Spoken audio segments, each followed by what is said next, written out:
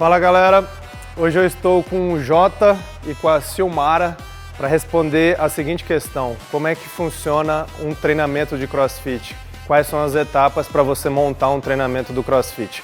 Bom, na minha rotina de treinamento, na minha rotina de professor e pesquisador, eu vejo uma subdivisão mais ou menos da seguinte forma: a gente trabalha geralmente uma parte de aquecimento, uma parte de mobilidade.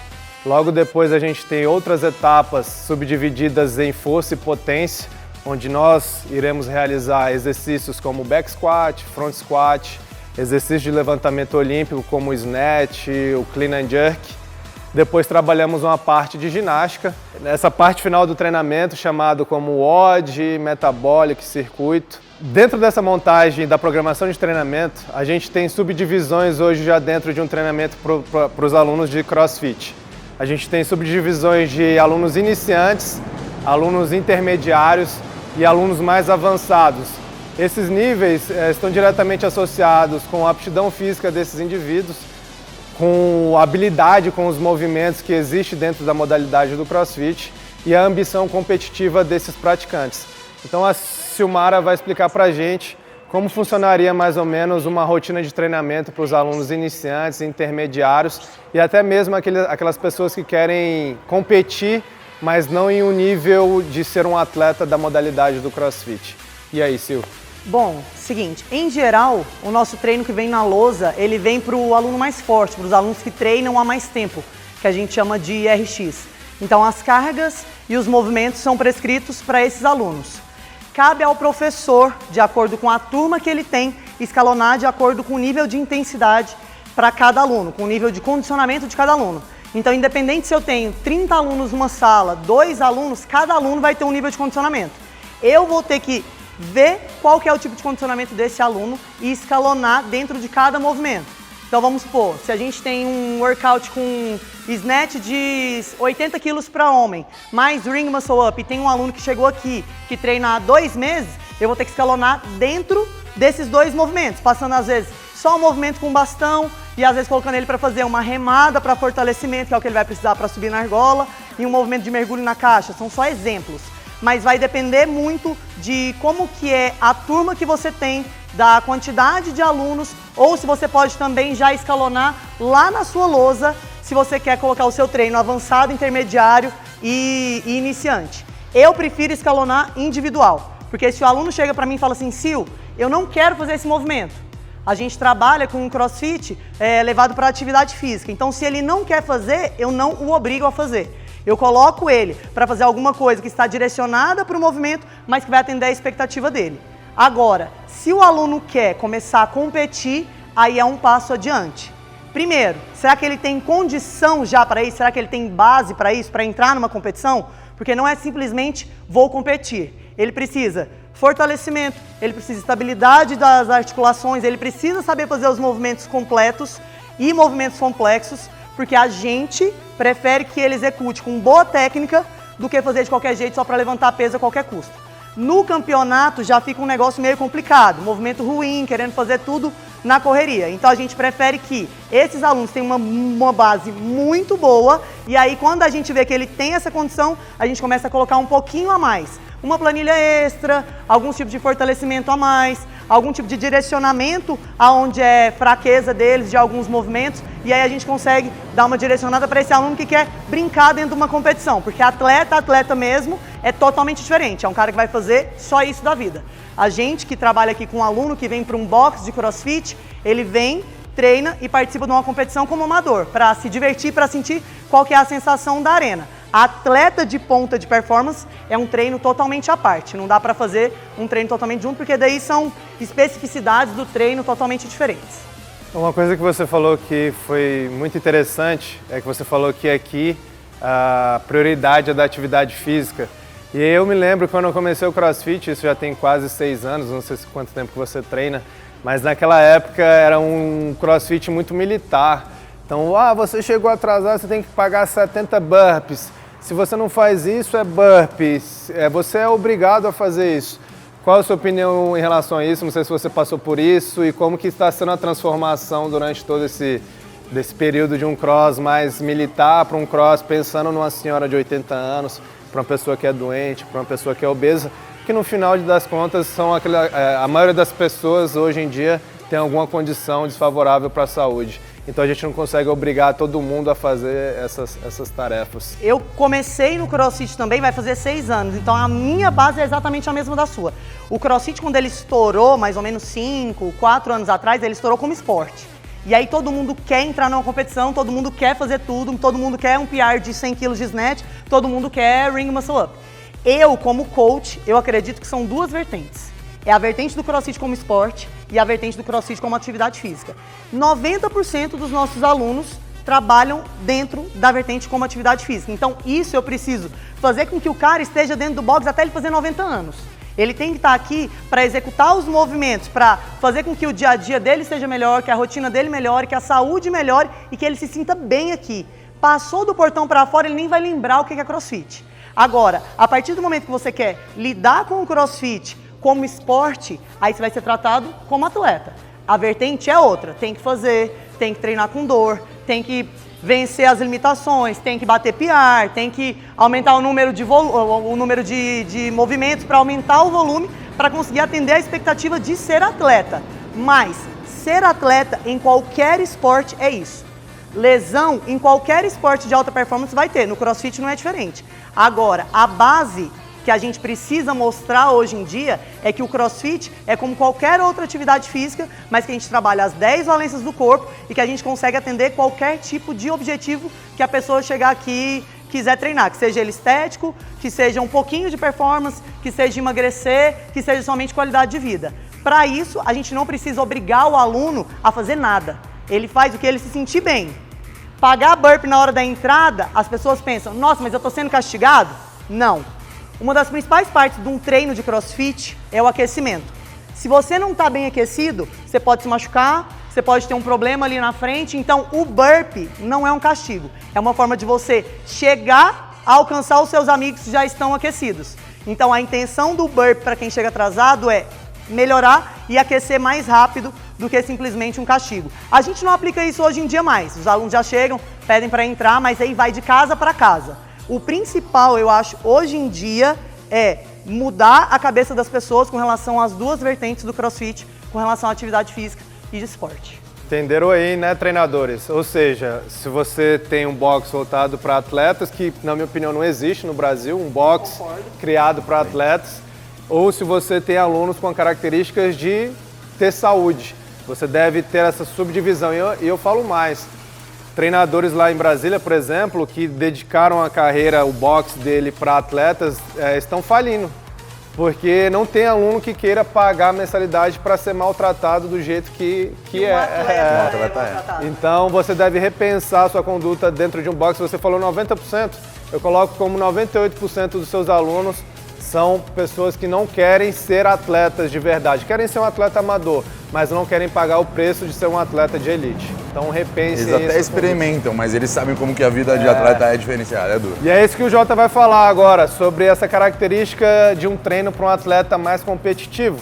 Ele que já foi atleta do TCB, que pegou ali a primeira leva desses atletas da modalidade e que hoje em dia já vê uma dificuldade enorme para o cara conseguir estar no topo do CrossFit brasileiro, por exemplo, quem dirá do mundo.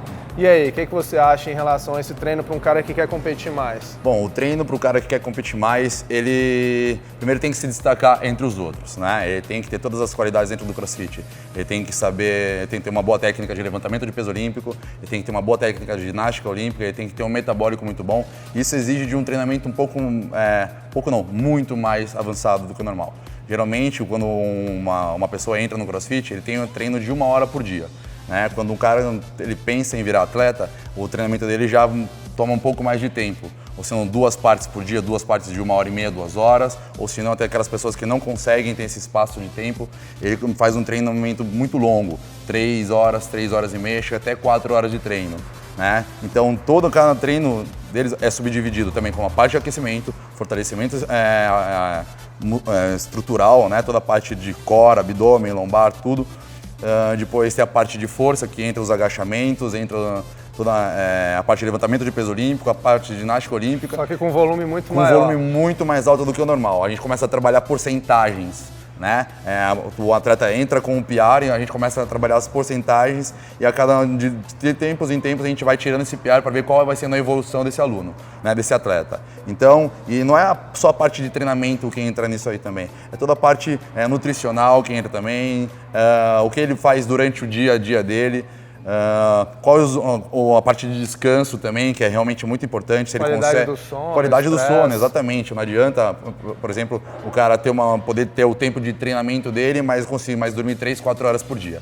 Ele tem que ter uma alimentação boa, ele tem que ter um sono bom, ele tem que ter um treinamento bom, ele tem que saber respeitar o corpo dele, acima de tudo, por mais maçante que seja o treinamento de atleta, né, um atleta de performance, ele tem que saber, dentro disso tudo, respeitar. É o que a Silmara disse, ele vai treinar com dor, ele vai ter lesão, né? Mas é uma coisa que todo atleta tem. Não tem como fugir disso. Vai ser difícil ele conseguir ter uma semana de noite de sono se pelo menos uma noite ele não sentir dor, né? Então, quando ele vai sentar numa cadeira ou levantar, que ele não vai sentir o seu joelho, um pouquinho o seu quadril, o seu ombro, por conta do volume, da alta intensidade, das várias repetições que a gente tem. E aqui no cross, diferente de outras modalidades esportivas, que você tem uma característica principal, por exemplo, o remador só vai remar. Exatamente. O corredor só vai correr, o ciclista só vai pedalar. Aqui não. Aqui o cara tem que ter um volume alto para o cardio, um volume alto para a força, para várias outras questões do fitness. Antigamente, o atleta mais bem condicionado do mundo era o triatleta, porque ele corria, ele nadava e ele pedalava, né? Mas era uma parte muito metabólica, ele tinha a parte de condicionamento cardiovascular né? E também de resistência muscular muito ativa. Hoje em dia, o crossfitter ele é a pessoa mais bem condicionada que existe, né, dentro de todas as modalidades, porque a gente trabalha todas as 10 capacidades, que é força, dinâmica, agilidade, resistência cardio, resistência muscular, força, precisão, enfim, todas as suas capacidades. E a gente está preparado para tudo, para remar, para correr, para nadar, para levantar peso, né? A gente também não pode esquecer que o CrossFit ele é um treinamento funcional, né? Então, tudo que a gente traz aqui para dentro, independente se você ser um atleta ou não, é depois ter uma qualidade de vida boa. Mas o volume é muito mais alto, né? Então a gente tem que estar preparado para tudo mesmo.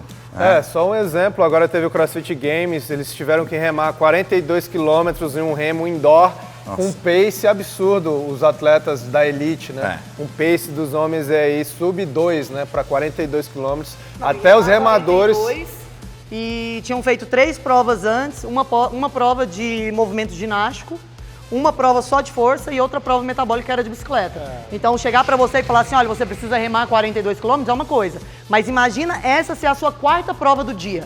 Como que o corpo já não tá? Como é que tá seu nível de hidratação, de alimentação e de resistência? Todos desses já se arriscaram a remar 42K também, né? Porque tem atletas aí de 10 anos de CrossFit que eu tenho absoluta certeza que nunca sentaram no remo e tentaram fazer 42. Que é uma outra questão do cross, é que você tem que estar preparado pro... Exatamente. Uma vez, quando saiu essa prova, eu estava lembrando que uma vez eu fiz uma meia maratona. Eu sentei uma vez no remo, coloquei um som e remei 21K. Foi um dos piores treinos que eu fiz, porque... eu me identifiquei muito com o pessoal do Games, do jeito que eles levantavam depois do remo, com o corpo totalmente travado, cadeia posterior totalmente fadigada, você não conseguir levantar, andar, caminhar. Então, depois de um dia intenso, você remar mais 42K, cara, é muito difícil. E aí que entra a questão que vocês comentaram, por que o volume tem que ser alto para um atleta? Então, se você não treina com volume alto, como é que você vai chegar na competição e suportar 4 provas em um dia e a última prova do dia ser uma maratona de remo? Então, provavelmente, se o cara não treina com volume alto, ele vai chegar na competição ou vai desistir ou vai se lesionar. Então, por isso que o treino de um atleta tem que ser um treino mais volumoso. E aí, você que pegou essa transição, né? Eu pergunto a você, um cara que era campeão em 2010, hoje ele seria campeão brasileiro em 2018? Não. Não? Não seria. Por quê? Qual foi essa diferença? Porque naquela época, a gente não tinha o auxílio, né, que a gente tem hoje de poder buscar uma experiência melhor com uma pessoa do levantamento de peso olímpico, se eu começar a segmentar os seus treinos. Levantamento de peso olímpico, a parte de ginástica olímpica, um treino mais metabólico. Tem pessoas hoje em dia que buscam os remadores para poder aprender a fazer uma remada boa, uma remada bem eficiente. A gente procura os melhores técnicos do levantamento de peso olímpico hoje para a gente melhorar a nossa técnica do levantamento de peso olímpico. As ginastas estão entrando no CrossFit também para auxiliar. Antigamente não tinha isso. Um coach tinha que estar preparado para te ensinar tudo, te ensinar daquele jeito que ele aprendeu também, porque naquela época a gente aprendia na raça. Sim. A gente não aprendia com um movimento fino. né? A gente foi aprendendo a melhorar essas nossas técnicas ao longo do tempo. A gente foi foi buscando a melhora. Então, hoje em dia, você pegar um atleta de ponta, hoje pegar o atleta de ponta das antigas, é difícil o antigo bater esse aí, né? E também naquela época, como era tudo muito novo, o pessoal do CrossFit que treinava naquela época era o pessoal mais velho, né? Já eram aqueles educadores físicos que eram formados, tudo, que já conheciam um pouco do corpo, já sabiam, então já tinha uma experiência melhor. Então, hoje em dia, você entra no CrossFit com 14 anos, com 13, 14 anos. Quem me dera poder ter entrado no CrossFit com 13, 14 anos e poder desenvolver meu trabalho em cima disso. Então, tipo, ele vai acostumando o corpo dele a isso.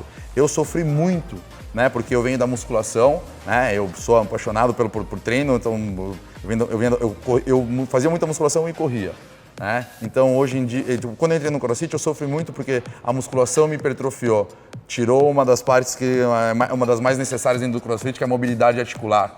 Né? Então, hoje em dia, as pessoas já procuram uma outra pessoa. A gente já tem um apoio de um fisioterapeuta que vai auxiliar a gente na parte médicos, fisioterapeutas, exatamente. Fisiologia do exercício. Exatamente, para conseguir preparar o nosso corpo para tudo isso. Então é muito mais fácil você pegar um cara, uma pessoa, uma criança de 14, 16, um moleque de 18 anos hoje, preparar o corpo dele, a estrutura completa de força, resistência cardio, resistência muscular e também de mobilidade, para que ele não tenha o fator lesão, né, o que acontecia há muito tempo atrás. Sim, e aí eu me lembro que quando eu comecei no cross, se você tinha um snatch, por exemplo, de 100 quilos, a galera estendia o tapete vermelho. Exatamente. Hoje em dia, se você chega numa competição amadora de crossfit, você vê o snatch de 100 quilos. 100 quilos já é rotina, então você vê essa grande diferença.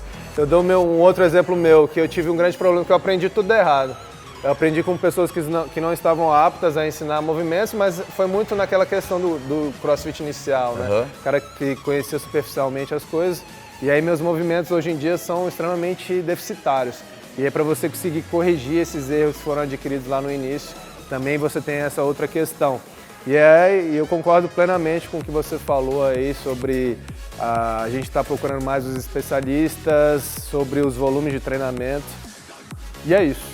Então, pessoal, eu espero que vocês tenham gostado do vídeo. Se gostou, dê um like e comece a seguir a gente aí, o Box Max Titânio.